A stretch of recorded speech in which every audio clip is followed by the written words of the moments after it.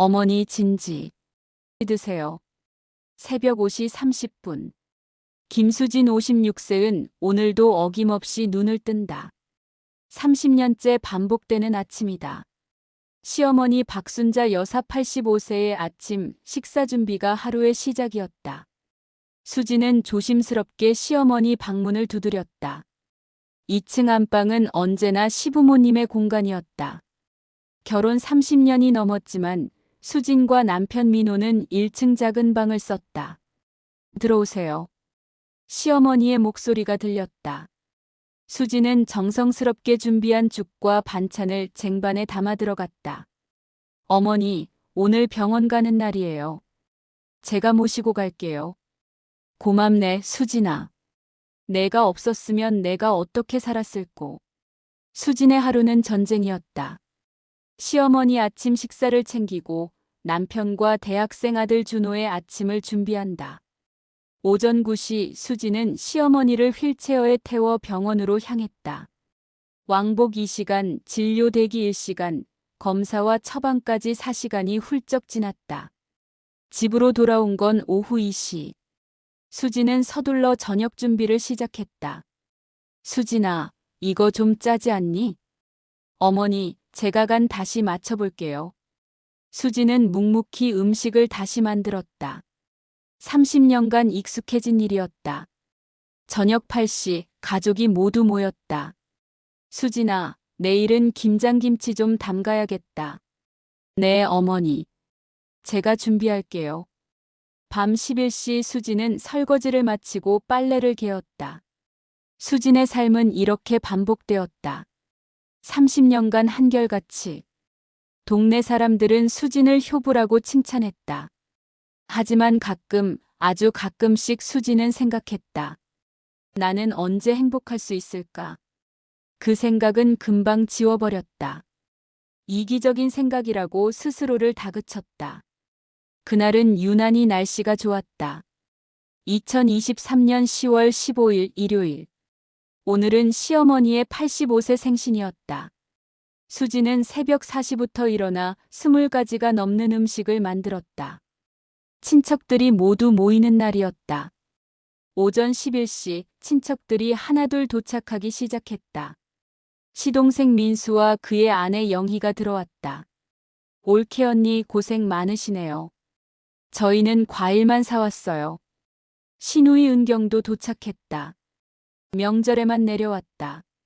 점심시간 온 가족이 모였다. 수진이 정성껏 준비한 음식이 식탁에 가득했다. 와, 올케 언니 요리 솜씨 대단하다. 어머니, 이제 케이크 가져올게요. 할머니 축하드려요. 손주들이 노래를 불렀다. 시어머니는 행복한 표정으로 촛불을 껐다. 식사가 끝나고 수진은 혼자 설거지를 했다. 누구도 도와주겠다고 하지 않았다. 올케 언니, 제가 도와드릴까요? 시동생 며느리 영희가 주방으로 왔다. 영희의 도움으로 설거지가 빨리 끝났다. 언니 궁금한 게 있는데요. 이 집 소유자가 누구예요? 어머니 명의예요. 왜요? 그럼 나중에 상속은 어떻게 되나요? 저녁이 되어 친척들이 하나둘 떠났다. 시어머니는 막내 아들의 손을 꼭 잡았다. 그리고 작은 목소리로 말했다. 민수야, 다음 주에 우리 변호사 사무실 좀 같이 가자. 네. 변호사요? 그냥 정리할 게 있어서. 수지는 그 대화를 듣지 못했다. 첫 번째 징조. 생신이 지나고 일주일 후 이상한 일들이 일어났다. 어머니, 오늘 병원 가실 건데 제가 모셔다 드릴까요? 아니야, 오늘은 민수가 데리러 온다고 했어. 수지는 놀랐다. 시동생은 평소에 어머니 병원에 한 번도 동행한 적이 없었다. 시어머니와 민수는 서둘러 나갔다. 수지는 뭔가 심상치 않았다. 다음 날 아침 시어머니가 말했다. 수진아, 그동안 고마웠어. 무슨 말씀을? 내가 이제 나이도 많고 언제 어떻게 될지 모르잖아. 그리고 한 달 후 운명의 전화가 걸려왔다. 시어머니 방에서 쿵소리가 들렸다. 어머니, 수지는 황급히 달려갔다. 시어머니가 바닥에 쓰러져 있었다. 수지는 떨리는 손으로 119에 전화했다. 구급차가 도착했고 병원으로 이송되었다. 환자분이 뇌졸중으로 쓰러지셨습니다. 유감스럽지만 의식을 회복하기 어려울 것 같습니다. 중환자실에서 3일을 보낸 시어머니는 결국 의식을 회복하지 못했다. 2023년 11월 26일 오전 7시 32분 박순자 여사 별세. 장례식장은 슬픔에 잠겼다. 고인은 참 복 많으신 분이었어요. 며느리가 저렇게 잘 모시는 집도 드물어요. 장례 기간 3일 동안 수지는 잠도 제대로 자지 못했다. 발인 날 수지는 영정 사진을 안고 울었다. 어머니 편히 가세요. 거부할 수 없는 현실. 장례 후 일주일이 지났다. 수진아, 오늘 변호사 사무실 가야 해. 오후 2시 강남의 한법률 사무실. 그럼 읽어드리겠습니다. 나 박순자는 온전한 정신으로 다음과 같이 유언합니다. 첫째, 서울 강남구 소재 아파트 시가 15억 는 장남 김민호에게 상속한다. 둘째, 경기도 용인 소재 토지 시가 5억 는 차남 김민수에게 상속한다. 셋째, 예금 3억 원 중 1억은 장남 김민호, 1억은 차남 김민수, 1억은 장녀 김은경에게 균등 분배한다. 이상입니다. 끝까지 들어도 자신의 이름은 없었다. 네. 그게 전부인가요? 유언장의 며느리에 대한 언급은 없습니다. 순간 수진의 머릿속이 하얘졌다. 변호사님, 이게 말이 됩니까? 우리 집사람이 30년간 어머니를 모셨는데. 형님, 법적으로 문제 없잖아요. 그래도 며느리잖아요. 아들이 아니고. 그 말에 수진의 가슴이 무너졌다. 30년이 그래도 며느리라는 한마디로 정리되는 순간이었다. 수지는 비틀거리며 밖으로 나갔다. 30년. 30년이 아무것도 아니었어. 눈물이 흘러내렸다. 다음 날 오후에 초인종이 울렸다. 올케 언니, 저 영희예요. 시동생 며느리 영희였다. 언니, 이거 좀 보세요. 영희가 서류 봉투를 꺼냈다. 어머님 통장 내역이에요. 매달 200만 원씩 입금된 내역이 있었다. 입금자는 김민호, 수진의 남편이었다. 이게 30년간? 네. 총 7억 2천만 원이에요. 그리고 이것도 보세요. 병원비 영수증이에요. 총 1억 3천만 원이에요. 수지는 충격에 빠졌다. 언니, 저는 이게 불공평하다고 생각해요. 변호사 한번 만나보세요. 영희 씨, 고마워요. 언니 30년이에요. 30년 인생이 이렇게 끝나면 안 되잖아요. 알겠어요. 한번 만나볼게요. 변호사 이지훈. 이틀 후 수지는 서초동의 한법률 사무실을 찾았다. 안녕하세요. 이지훈 변호사입니다. 수지는 30년의 이야기를 꺼냈다. 변호사님, 제가 정말 아무것도 받을 수 없나요? 법적으로 며느리는 상속인이 아닙니다. 하지만 방법이 전혀 없는 건 아닙니다. 정말요? 네. 첫째, 부당이득 반환 청구입니다. 30년간 부담한 생활비, 병원비 등을 돌려받는 겁니다. 그게 가능해요? 증거가 있다면 가능합니다. 수지는 영희가 준 서류를 꺼냈다. 좋습니다. 그리고 둘째, 기여분 인정 청구입니다. 하지만 쉽지 않습니다.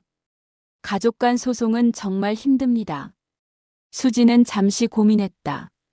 변호사님 하겠습니다. 제가 받을 것을 받고 싶어요.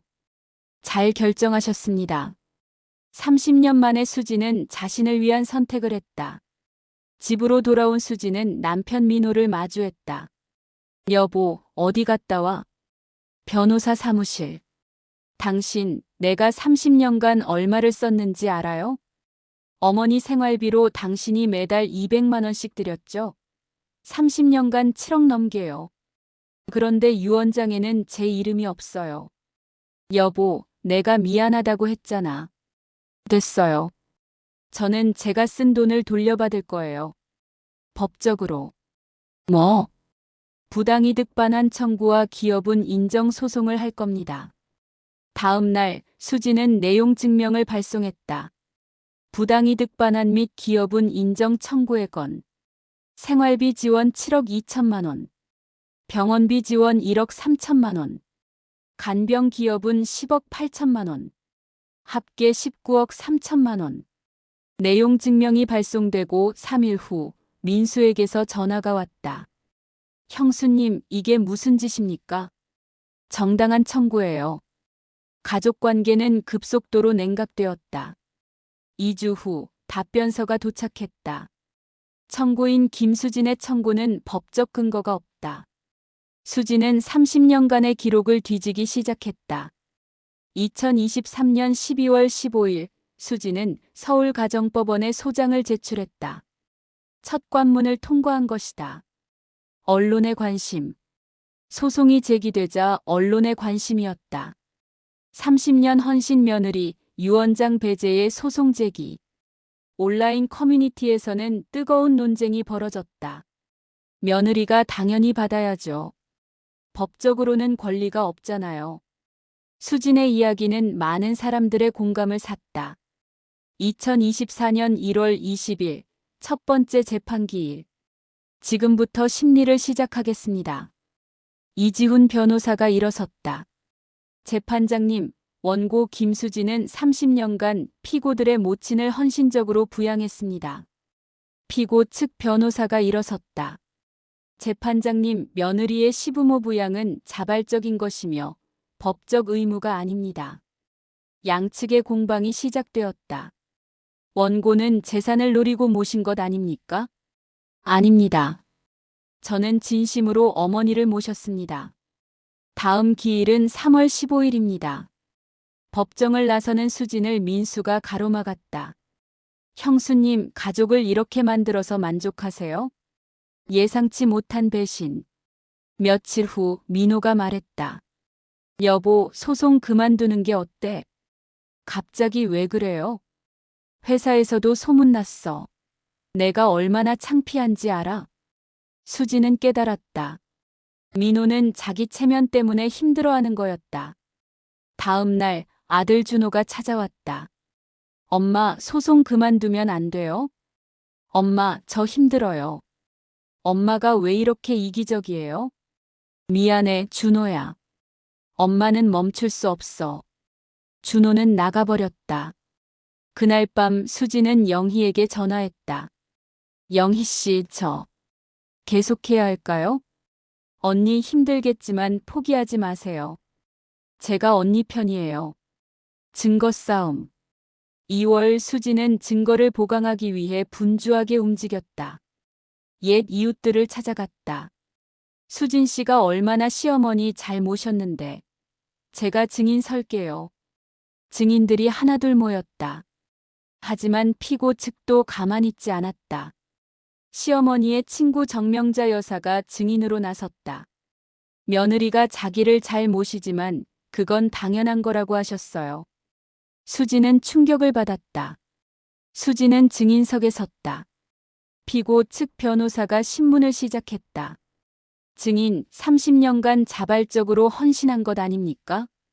자발적이라고 해서 그 가치가 없어지는 건 아니잖아요.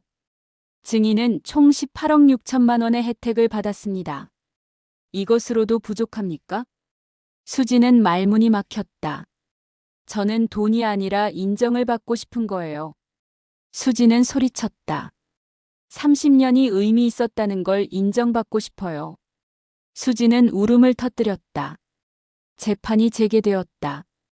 영희가 증인석에 섰다.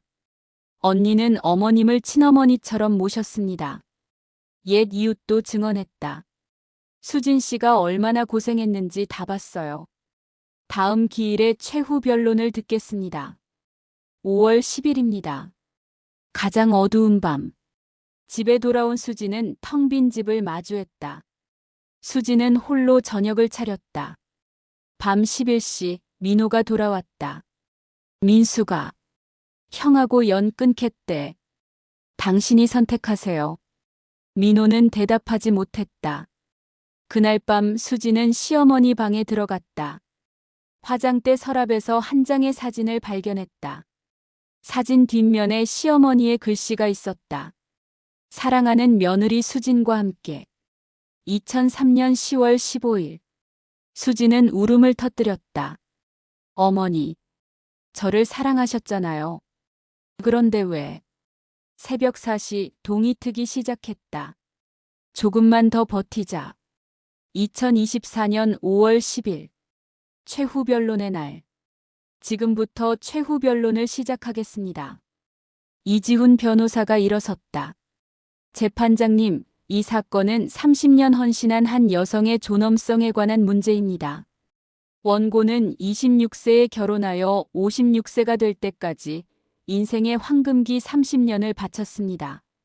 원고에게 기여분을 인정해 주십시오. 그것이 법의 정의입니다. 피고 측 변호사가 일어섰다. 첫째, 며느리는 법정 상속인이 아닙니다. 둘째, 원고의 헌신은 자발적이었습니다. 셋째, 원고는 이미 충분한 혜택을 받았습니다. 양측 변론 잘 들었습니다. 이제 당사자 최후 진술을 듣겠습니다. 수지는 떨리는 다리로 일어났다. 재판장님, 저는 30년을 살았습니다. 며느리로서 매일 새벽 5시 30분에 일어나서 어머님 식사 준비했어요. 30년 동안 저는 제 꿈을 포기했어요. 그런데 유언장에 제 이름이 없었어요. 수지는 흐느꼈다. 재판장님, 저는 돈이 아쉬운 게 아니에요. 저는 인정받고 싶은 거예요. 수지는 더 이상 말을 잇지 못했다. 방청석에서도 울음소리가 들렸다. 민수가 일어섰다. 형수님이 어머니 모신 건 사실입니다. 하지만 그건 며느리 도리였어요. 은경이 일어섰다. 저는 언니를 정말 존경했어요. 그래서 더 충격이었어요. 오늘 변론과 진술 모두 들었습니다. 선고 기일은 6월 28일입니다. 이상으로 변론을 종결합니다. 법정을 나서는데 민수가 수진을 가로막았다. 형수님, 진짜 이기면 뭐 어떡할 건데요? 우리 가족은 이미 다 깨졌어요. 수지는 완전히 고립되었다. 끝까지 가자. 후회 없이. 지금부터 판결을 선고하겠습니다. 판사가 판결문을 펼쳤다. 주문. 피고 김민수, 김은경은 연대하여 원고에게 3억 원을 지급하라. 의상. 3억. 19억을 청구했는데 3억. 이겼어요. 일부 승소입니다. 판사가 판결 이유를 설명했다. 첫째, 원고의 기여는 배우자의 기여로 간주될 수 있습니다. 둘째, 원고가 30년간 시어머니를 부양한 것은 상속재산의 유지에 기여한 것으로 인정됩니다. 셋째, 다만 19억 3천만 원은 과다합니다. 법원은 3억 원을 인정합니다. 밖으로 나가자 기자들이 몰려들었다. 저는 금액이 중요한 게 아니었습니다. 법원이 제 30년을 인정해줬다는 게 중요합니다. 뜻밖의 반응. 판결 소식은 빠르게 퍼졌다. 며느리도 권리가 있다는 선례를 남긴 게 중요해요. 특히 며느리들의 반응이 뜨거웠다. 여성 인권단체에서 연락이 왔다. 세미나를 준비 중입니다. 한 번만 와주시겠어요? 일주일 후 100명이 넘는 며느리들이 모여 있었다. 저는 30년간 며느리로 살았습니다. 헌신은 아름답지만 자신을 잃어서는 안 된다는 것을요. 법원이 당신의 30년은 가치가 있다고 말해준 것. 그것이 제게는 가장 큰 보상입니다. 여러분, 부디 저처럼 살지 마세요. 며느리이기 전에 한 명의 인간임을 잊지 마세요. 청중들이 울었다. 한 30대 여성이 다가왔다. 선생님, 저는 선생님처럼 살지 않겠다고 결심했어요. 그날 수지는 깨달았다. 자신의 싸움이 헛되지 않았다는 것을. 이것이 진정한 보상이었다. 10단계 귀환의 길 더 로드백. 항소와 결단. 판결 2주 후 피고 측이 항소했다. 김수진 씨는 어떻게 하시겠어요? 우리도 항소할 수 있어요. 변호사님, 저는 항소 안 할래요. 그 3억이면 충분해요. 변호사님, 저는 이제 그만하고 싶어요. 알겠습니다. 수진은 항소를 포기하기로 했다. 민호가 수진을 찾았다. 여보, 너 항소 안 한다며? 응. 이제 그만하려고. 잘 생각했어. 여보, 미안해. 내가 당신을 제대로 지켜주지 못했어. 괜찮아요. 아들과의 화해. 아들 준호가 집에 왔다. 엄마, 판결 봤어요. 축하해요. 준호는 고개를 숙였다. 엄마, 죄송해요. 제가 엄마를 이해 못했어요. 판결문 읽어봤어요. 엄마가 30년간 뭘 했는지. 저몰. 판결문 읽어봤어요. 엄마가 30년간 뭘 했는지. 저 몰랐어요. 준호는 울었다. 엄마, 정말 고생 많으셨어요. 수지는 아들을 안았다. 괜찮아, 준호야. 두 사람은 한참을 안고 울었다. 준호야, 내가 결혼하면 너희 부부가 서로 존중하면서 살았으면 좋겠어. 한쪽만 희생하는 게 아니라. 알겠어요, 엄마. 새로운 시작. 2024년 8월 수지는 결정을 내렸다. 방송통신대학교 입학원서를 낸 것이다. 전공은 사회복지학. 여보, 나 대학 간다. 뭐? 방송통신대학교 사회복지학과. 민호는 잠시 멍했다가 웃었다. 여보, 정말 대단해. 56세의 대학이라니. 나처럼 힘든 사람들 돕고 싶어서요. 일주일 후 합격 통지서가 왔다. 합격이다. 수지는 3억 원을 정리했다. 1억 원 아들 준호의 결혼자금. 5천만 원 자신의 학비와 생활비. 5천만 원 며느리 인권센터에 기부. 1억 원 비상금. 개강 첫날 수지는 20대 학생들 사이에 앉아 있었다. 할머니, 왜 여기 계세요? 나도 학생이야. 사회복지학과 1학년. 학생들이 놀라워했다. 와, 대단하세요. 저는 30년간 헌신했지만 인정받지 못한 경험이 있어요. 그래서 저처럼 고통받는 사람들을 돕고 싶어요. 교수가 관심 있게 물었다. 혹시 최근 뉴스에 나온? 네, 맞아요. 강의실이 술렁였다. 선생님, 정말 멋있어요. 가족과의 화해. 개강 2주 후 은경이 전화했다. 언니 한번 만날 수 있을까요? 다음 날 은경은 수진을 보자마자 눈물을 흘렸다. 언니 미안해요. 제가 너무 이기적이었어요. 두 사람은 오랜만에 마음을 나눴다. 언니, 제목 1억 5천, 이번 달 안에 드릴게요. 고마워. 일주일 후 민수가 찾아왔다. 형수님, 형님. 정말 죄송합니다. 민수는 깊이 고개를 숙였다. 형수님이 30년간 우리 어머니 모신 거. 저는 당연하게 생각했어요. 민수의 눈에 눈물이 고였다. 형수님, 정말 미안합니다. 그리고 존경합니다. 수진도 눈물을 흘렸다. 민수 씨, 고마워요. 그 말이 듣고 싶었어요. 형수님, 제목 1억 5천, 다음 주에 드릴게요.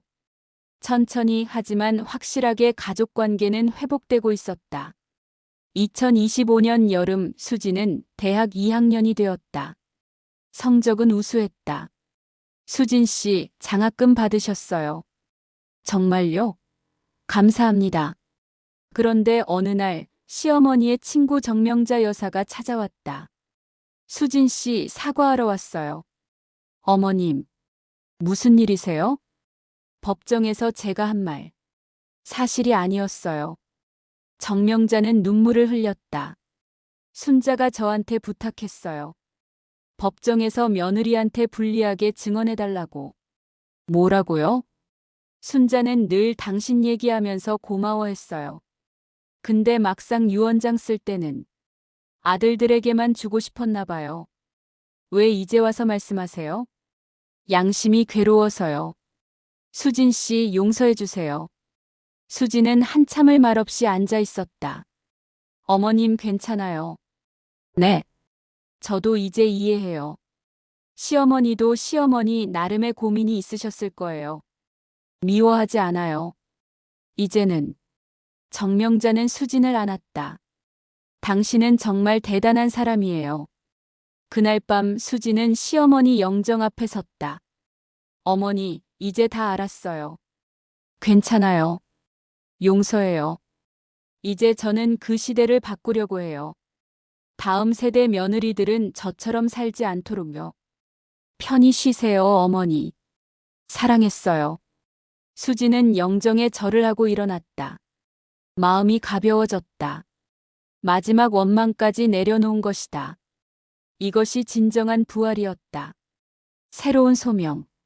정명자의 방문 이후 수지는 더욱 확실한 목표를 갖게 되었다. 며느리 인권센터에서 본격적으로 활동하기 시작했다. 주 3회 센터에 나가 상담을 했다. 첫 상담자는 40대 며느리였다. 선생님, 저는 12년째 시어머니 모시고 있는데요. 너무 힘들어요. 어떤 점이 가장 힘드세요? 제 시간이 하나도 없어요. 수지는 고개를 끄덕였다. 자신의 모습이 보였다. 남편분은 어떠세요? 남편은 어머니 모시는 게 당연하다고만 해요. 여성은 울음을 터뜨렸다. 선생님, 저는 어떻게 해야 해요? 수지는 여성의 손을 잡았다. 먼저 남편과 대화하세요. 당신의 고통을 진심으로 이야기하세요. 말해도 안 들어요. 그럼 조금 더 강하게 말하세요. 이대로는 못 살겠다고요. 그래도 안 들으면요? 그럼 선택하세요. 계속 이렇게 살 건지 아니면 변화를 만들 건지. 여성의 눈에 희망이 보였다.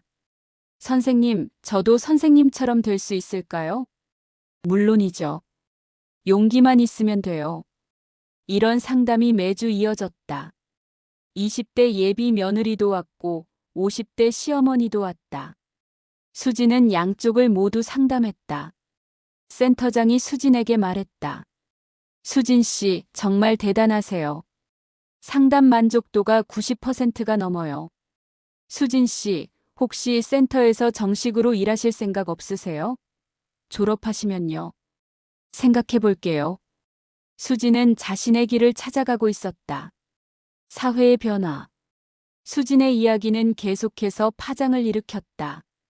2025년 가을, 가족기여분 인정법이 시행되었다. 이 법에 따라 며느리와 사위도 일정 조건 하에 기여분을 인정받을 수 있게 되었다. 첫 번째 수혜자가 나왔다. 한 50대 며느리가 25년간 시어머니를 모신 공로를 인정받아 2억 원을 받았다. 김수진 씨 덕분에 제가 권리를 찾았어요. 수진은 뉴스를 보며 울었다. 내가 정말 세상을 바꿨어. 민호가 수진을 안았다. 여보, 자랑스러워. 당신 덕분에 많은 사람들이 행복해졌어. 어느 날 한 출판사에서 다시 연락이 왔다. 수진 씨, 책을 내시는 게 어때요? 이번에는 수진이 승낙했다. 좋아요. 제 이야기가 더 많은 사람들에게 전해졌으면 좋겠어요. 6개월간 수진은 자신의 이야기를 책으로 썼다. 2026년 봄, 며느리도 사람이다라는 제목으로 책이 출간되었다. 반응은 폭발적이었다. 첫 주에 베스트셀러 1위에 올랐다. 서점 사인회에는 수백 명이 줄을 섰다. 선생님 사랑해요. 선생님 덕분에 제가 살아요. 수지는 한 사람 한 사람에게 사인하며 말했다. 힘내세요. 당신도 존중받을 자격이 있어요. 책 인쇄는 전액 며느리 인권센터에 기부했다. 제 이야기로 번 돈은 다시 며느리들을 위해 쓰여야 해요. 수진의 기부로 센터는 전국 5개 지점으로 확대되었다. 2027년 2월 수진은 방송통신대학교를 졸업했다. 60세의 나이로 받는 학사학위였다. 졸업식장에는 가족 모두가 왔다. 민호, 준호와 며느리 지연, 민수 가족, 은경 가족. 엄마 축하해요. 할머니 멋있어요. 수지는 학사모를 쓰고 가족들과 사진을 찍었다. 여보, 60세의 대졸이야. 자랑스러워. 졸업 후 수지는 사회복지사 자격증 시험에 도전했다. 3개월 후 합격 통지서가 왔다. 합격이다. 수지는 기뻐 소리쳤다. 며느리 인권센터의 센터장이 수진에게 제안했다. 수진 씨, 우리 센터의 부센터장을 맡아주시겠어요? 정말요? 제가요? 당연하죠. 수진 씨만큼 적임자가 없어요. 수진은 부센터장이 되었다. 주 5일 센터에 출근해서 며느리들을 상담하고 프로그램을 기획했다. 며느리 권리 교육, 시어머니 인식 개선 교육, 예비 부부 교육. 반응은 뜨거웠다. 매달 수백 명이 교육을 받았고 1000명이 넘는 사람들이 상담을 받았다. 2028년 며느리 인권센터는 전국 10개 도시로 확대되었다. 수지는 센터의 이사장이 되었다. 가족의 완전한 화해. 2028년 추석, 수진의 집에 온 가족이 모였다. 민호, 준호 부부와 갓 태어난 손주, 민수 가족, 은경 가족. 할머니, 안녕하세요. 손주가 수진에게 달려왔다. 우리 손주. 엄마, 제가 음식 준비할게요. 며느리 지연이 부엌으로 향했다. 아니야, 지연아. 오늘은 다 같이 하자. 수진, 지연, 영희, 은경 모두 부엌에 모였다. 언니, 이제 정말 달라졌네요. 응. 이제는 함께 하는 거야. 그게 가족이지. 내 여자는 웃으며 음식을 준비했다. 거실에서는 남자들이 손주를 돌보고 있었다. 형, 기저귀 어떻게 가는 거야? 이렇게 하는 거야. 민호가 능숙하게 기저귀를 갈았다. 형도 많이 변했네. 예전에는 육아 하나도 안 했잖아. 식사 준비가 끝나고 모두 식탁에 둘러앉았다. 예전과 달랐다. 수진 혼자 준비한 게 아니었다. 모두가 함께 했다. 자, 건배할까요? 우리 가족의 화합을 위해. 건배. 식사를 하며 준호가 말했다. 엄마, 제가 회사에서 엄마 자랑했어요. 지연도 말했다. 어머님, 저도 어머님 같은 시어머니가 되고 싶어요. 당연한 거야. 너도 한 사람이니까. 은경이 눈물을 닦았다. 언니, 제가 언니한테 정말 못했어요. 민수도 말했다. 형수님, 저도 정말 죄송했어요. 그리고 감사해요. 식사 후 수지는 시어머니 영정 앞에 섰다.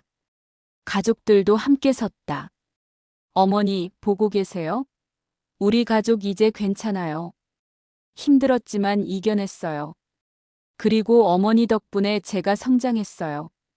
수지는 절을 했다. 가족들도 함께 절을 했다. 그날 저녁 모두가 떠나고 수지는 민호와 단둘이 앉았다. 여보, 오늘 정말 좋았어요. 응. 나도. 여보, 당신 덕분이야. 당신도 변했잖아요. 두 사람은 포옹했다. 30년을 함께 살았지만 진짜 부부가 된 건 최근 3년이었다.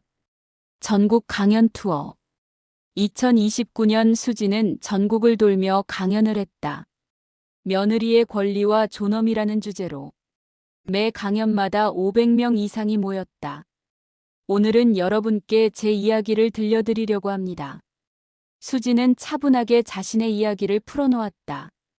청중들은 울고 웃고 박수를 쳤다. 강연이 끝나고 질문 시간. 선생님, 저는 내년에 결혼하는데요.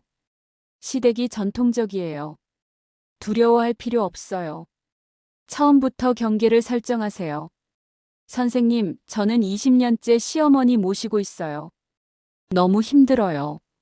이혼이 답은 아니에요. 먼저 변화를 시도하세요. 강연은 이렇게 전국 각지에서 이어졌다. 수진의 메시지는 분명했다. 며느리도 사람이다. 존중받을 권리가 있다. 다큐멘터리 제작.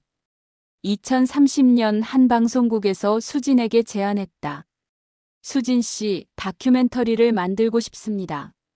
6개월간 촬영이 진행되었다. 민호와의 인터뷰. 30년 전과 지금 뭐가 다른가요? 모든 게 다릅니다.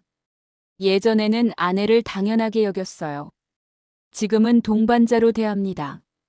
준호와의 인터뷰. 어머니로부터 무엇을 배웠나요? 존중이요. 사랑은 희생이 아니라 존중이라는 걸요. 다큐멘터리는 3부작으로 제작되었다. 1부 30년 헌신의 기록, 2부 법정 싸움과 승리, 3부 변화와 부활. 2030년 10월 방송되었고 평균 시청률 18%를 기록했다. 김수진 씨 정말 대단하다. 이 다큐 모든 가족이 봐야 한다. 다큐멘터리는 방송대상 작품상을 받았다. 이 상은 제 것이 아닙니다. 전국의 모든 며느리들의 것입니다. 법의 추가 개정. 다큐멘터리 방송 이후 국회에서 추가 법안이 발의되었다. 가족 내 돌봄 노동 인정에 관한 법률. 국회 공청회에 수진이 참고인으로 출석했다. 돌봄 노동은 보이지 않는 노동입니다. 하지만 이 노동이 없다면 우리 사회는 돌아가지 않습니다. 이 법이 통과되면 돌봄을 제공하는 사람들이 존중받을 것입니다. 법안은 2031년 국회를 통과했다. 가족돌봄 노동인정법. 수지는 뉴스를 보며 눈물을 흘렸다. 내가 정말 법을 2개나 바꿨어. 에필로그 -10년 후 2037년. 2037년 봄 수지는 70세가 되었다. 며느리 인권센터는 이제 전국 20개 지점, 해외 3개 지점으로 확대되었다. 수진의 책 며느리도 사람이다는 누적 판매 100만 부를 돌파했다. 대학 교과서로도 채택되어 전국 대학에서 사용되고 있었다. 준호는 2 아이의 아버지가 되어 있었다. 할머니, 우리 왔어요. 손주들이 수진에게 달려왔다.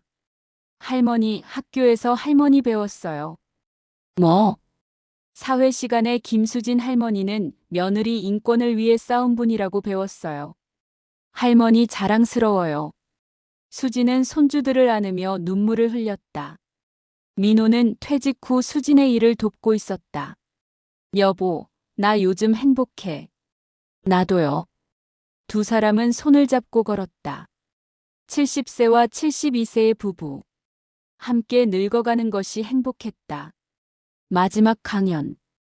2037년 10월 수지는 마지막 전국 강연을 했다.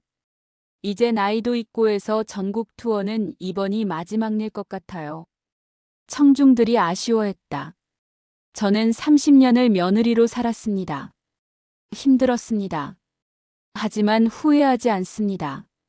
왜냐하면 그 30년이 저를 만들었고 저는 그 경험으로 세상을 조금이나마 바꿀 수 있었으니까요. 여러분께 당부합니다. 며느리 여러분, 헌신하되 자신을 잃지 마세요. 시어머니가 될 여러분, 며느리를 며느리로만 보지 마세요. 한 사람으로, 딸로 보세요. 남편 여러분, 아내를 동반자로 대하세요. 젊은 세대 여러분, 여러분은 달라질 수 있습니다. 평등한 가족을 만드세요. 마지막으로 수지는 눈물을 닦았다. 며느리도 사람입니다. 존중받을 권리가 있습니다. 이것을 잊지 마세요. 우레와 같은 박수가 쏟아졌다. 사람들은 일어나 스탠딩 오베이션을 했다.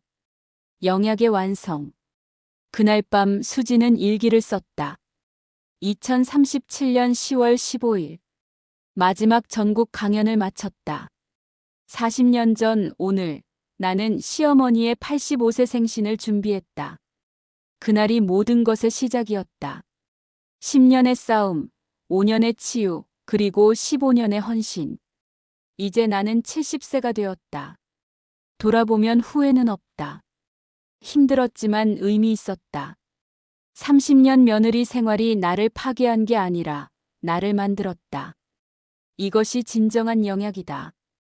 고통에서 배운 지혜, 절망에서 찾은 희망, 상처에서 얻은 치유.